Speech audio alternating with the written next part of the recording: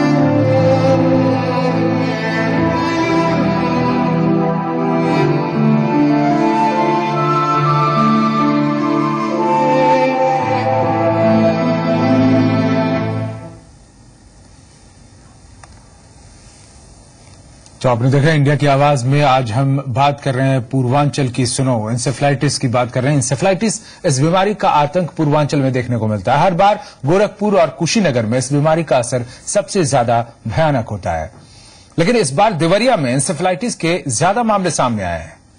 खैर, सवाल यही है कि आखिर कब तक इस बीमारी का कहर इसी तरह से जारी रहेगा। साल 36, खर्चा करोड़ों, नतीजा 36 साल हो गए और आज भी इंसेफ्लाइटिस नाम का यमराज पूर्वांचल में मौत की वजह बना हुआ है। इन इलाकों में दिमागी बुखार यानी इंसेफ्लाइटिस के नाम से लोग सिहर उठते हैं। इस बीमारी से हर साल होने वाले सैकड़ों बच्चों की मौत का मंजर यहाँ के लोगों के जहन से निकल नहीं पाता। जब बच्चे अस्पताल के बिस्तर पर बदहवास पड़े होते हैं और उन्हें देख उनके माँ बाप का कलेजा भर आता है। इंसेफ्लाइटिस का कहर सबसे ज्यादा बरसात में देखने को मिलता है, पर इस बार प्री मानसून बारिश से पहले ही इंसेफ्लाइटिस ने पैर पसार दिए हैं।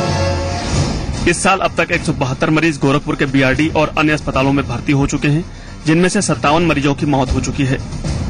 इस बार जनवरी से अब तक गोरखपुर के बीआरडी मेडिकल कॉलेज और देवरिया जिला अस्पताल को मिलाकर देवरिया के 50 मरीज भर्ती किए गए हैं, जिनमें से 11 की मौत हो गई है। इसी तरह अस्पतालों में गोरखपुर जिले से 28 मरीज भर्ती हुए, जिनमें से 14 की मौत हो गई। कुशीनगर से 25 लोग अब तक इस बीमारी की गिरफ्त में आए, जिनमें से 10 की मौत हुई। महाराजगंज से 22 मरीज इलाज के लिए पहुंचे, जिनमें से 6 को बचाया नहीं जा सका। बस्ती से अब तक भर्ती 6 मरीजों में से 2 की मौत हो गई है। इस तरह संत कबीर नगर के 8 में से 1 और सिद्धार्थनगर से भर्ती 11 में से 2 की मौत हो चुकी है। बलरामपुर से 2 में से 1 मरीज की मौत हुई है और बलिया और नेपाल से भर्ती 1-1 मरीज को बचाया नहीं जा सका है। खैर, एक बार फिर हालात को देखते हुए शासन में हड़कंप मचा है। मौजूदा हालात को समझने के लिए 26 मई को गोरखपुर में 8 महकमे जुटे। इसी के बाद राष्ट्रीय ग्रामीण स्वास्थ्य मिशन निदेशक ने प्रदेश के सभी जनपदों में रेड अलर्ट जारी कर दिया। निर्देश दिया गया है कि नियमित टीकाकरण के साथ जेई के टीके लगाए जाएं, बुखार के रोगियों का परीक्षण कराया जाए, इंसेफ्लाइटिस पाए जाने पर समुचित इलाज कराया जाए। इससे पहले भी कई तरह के अभियान इस बीमारी से लड़ने के लिए शुरू किए गए। 2006 में टीकाकरण कार्यक्रम की शुरुआत की गई। 2007 में बीमारी को नया नाम एक्यूट इंसेफ्लाइटिस सिंड्रोम दिया गया। 2008 में नेशनल इंस्टीट्यूट ऑफ वायरोलॉजी ने गोरखपुर में प्रयोगशाला बनाई। इसके अलावा इस बीमारी की रोकथाम के लिए कई उपाय किए जा रहे हैं, पर सवाल ये उठता है कि जब बीमारी की वजह मालूम है बीमारी के लिए टीके हैं, इसके बावजूद इंसेफ्लाइटिस की रोकथाम के लिए उठाए गए तमाम कदम नाकाफी क्यों साबित हो रहे हैं? आलोक वर्मा के साथ ब्यूरो रिपोर्ट, जी मीडिया।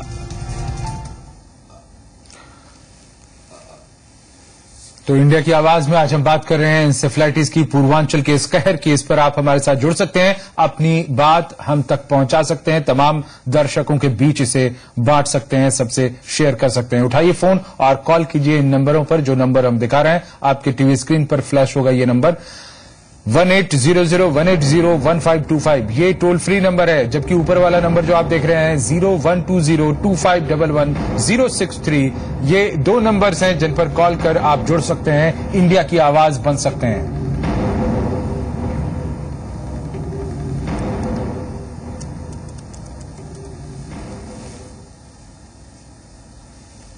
और सुनील हमारे साथ दिल्ली से पहले दर्शक हमारे जुड़े हैं इस वक्त। सुनील, क्या कहना चाहते हैं आप इस पर? मैं यही कहना चाहता हूं कि ये ज्यादातर बीमारी गरीब। जी, आप अपनी बात रखें और टीवी का वॉल्यूम कृपया कम रखें, तभी आपकी बात अच्छे से हम सुन पाएंगे और तमाम लोग भी सुन पाएंगे। बताएं। ये गरीब आदमियों की होती है, मालदार को किसी को नहीं होती, क्योंकि गरीब आदमियों को कोई सुनने वाला नहीं है। हॉस्पिटल में डॉक्टर नहीं होते हैं वहां पे। जी, तो यही कारण इनको समझ में आ रहा है। शुक्रिया आपका अपनी बात रखने के लिए। इनका कहना है, रोष है इस दर्शक का कि गरीब लोगों की ये बीमारी है और इसलिए इस पर तंत्र का ध्यान नहीं है, शासन तंत्र का, प्रशासन का ध्यान उस तरह से नहीं है, उस कदर से नहीं है जिससे इस बीमारी को जड़ से हटाया जा सके। जापानी बुखार कहते हैं इसे, इस इलाके में एंसेफ्लाइटिस ये टर्म है, बाद में टर्मोलॉजी थोड़ी और बदली। तो जापानी बुखार या एंसेफ्लाइटिस एक ऐसा नाम है जिसका नाम सुनकर पूर्वांचल का हर परिवार थर्रा उठता है, लेकिन अब तक इस पर कारगर लगाम नहीं लग पाई है। हर परिवार, हर अभिभावक यही दुआ करता है ऊपर वाले से कि उसके बच्चे को एंसेफ्लाइटिस या जापानी बुखार की बीमारी न हो। इस कदर खौफ है इस बीमारी का, क्योंकि इस बीमारी से पीड़ित बच्चे अक्सर मौत के काल में समा जाते हैं। चिकित्सा व्यवस्था में भी इस तरह की खामियां हैं, जिसके कारण एंसेफ्लाइटिस के मरीजों की मौत का आंकड़ा ज्यादा, और ऊपर से ये पूरा का पूरा जो इलाका है, धान की पैदावार भी यहां पर होती है और धान के खेतों में इसके मच्छर पनपते हैं। साफ सफाई का ध्यान रखने के लिए भी कहा जाता है, यहां स्थानीय लोगों में जागरूकता इसको लेकर भी बढ़ाई गई, लेकिन इन सब का परिणाम नहीं निकल कर आया। यहां टीके भी दिए गए इस बीमारी के, जिससे कि इसकी रोकथाम हो सके। टीकाकरण का एक बड़ा अभियान शुरू किया गया, लेकिन वो भी अपने अंजाम तक नहीं पहुंच सका। बीच राह में ही अभियान रुक गया और ये अभियान पूरा नहीं होने की वजह से भी इस बीमारी पर, इस कहर पर उस तरह से लगाम नहीं लग पाई और भुगतना पड़ता है यहां के लोगों को। खासतौर पर जुलाई से इस रोग का असर ज्यादा तेज हो जाता है, लेकिन कुछ साल ऐसे भी बीते हैं जब असमय भी ये बीमारी अपने चरम पर पहुंचा है। और इस वक्त भी अभी मानसून आने से पहले ही ये स्थिति है कि 50 से ज्यादा मौत हो चुकी है एंसेफ्लाइटिस से। लेकिन एंसेफ्लाइटिस पर हम लगाम नहीं कस पा रहे हैं। हमारा शासन तंत्र, प्रशासन इस पर लगाम कसने में नाकाम साबित हुआ है। हर साल हजारों मरीज भर्ती होते हैं, खासतौर पर बच्चे इससे ज्यादा प्रभावित होते हैं और उनको बचा पाना मुश्किल होता है। जो उपाय हो सकते हैं ये भी हम टीवी स्क्रीन पर दिखा रहे हैं। एंसेफ्लाइटिस पाए जाने पर समुचित इलाज इसका करवाना चाहिए। 2006 में टीकाकरण अभियान शुरू हुआ। 7 में बीमारी का नया नाम एक्यूट एंसेफ्लाइटिस सिंड्रोम रखा गया। गोरखपुर में इसकी प्रयोगशाला बनाई गई। नियमित टीकाकरण इसमें अगर किया जाता है तो इसका हल एक तरह से निकलकर सामने आएगा, लेकिन टीकाकरण का अभियान नियमित तौर पर कभी नहीं चल पाया। और लोग ये भी कहते हैं कि इच्छा शक्ति की कमी है लोगों के अंदर। यहां के यहाँ का जो नेतृत्व है, जनप्रतिनिधि हैं, उन लोगों के भी अंदर, जिसके कारण ये स्थिति बनी हुई है। तो आप जुड़ सकते हैं, इन नंबरों पर कॉल कर सकते हैं। 012025111063 ये नंबर है, इसमें 0120 कोड है, जबकि 25111063 नंबर है, और दूसरा नंबर है 1800180155 ये टोल फ्री नंबर है। इन दो नंबरों पर कॉल कर आप जुड़ सकते हैं हमारे साथ और बन सकते हैं इंडिया की आवाज। एसके सिंह हमारे साथ गोरखपुर से हैं इस वक्त, क्या कहना चाहते हैं एसके सिंह साहब? देखिए, टीका जो है, ये जो कार्यक्रम चल रहा है जी, इस कार्यक्रम को जो है, अगर टीका लगाने से नहीं जाएगा, जन जागरूकता अभियान के रूप में इसे लेना पड़ेगा जी। पहली चीज ये है कि स्वच्छ पानी जो है जी, वो करें। दूसरी चीज की साफ सफाई रखें। तीसरी चीज की टीकाकरण के लिए स्टाफ की भर्ती किया जाए कि पर्याप्त स्टाफ हो, जिससे टीकाकरण पूरा अभियान जन जागरण अभियान के रूप में हो जाए जी। चौथी ये है कि न्यूज के बाद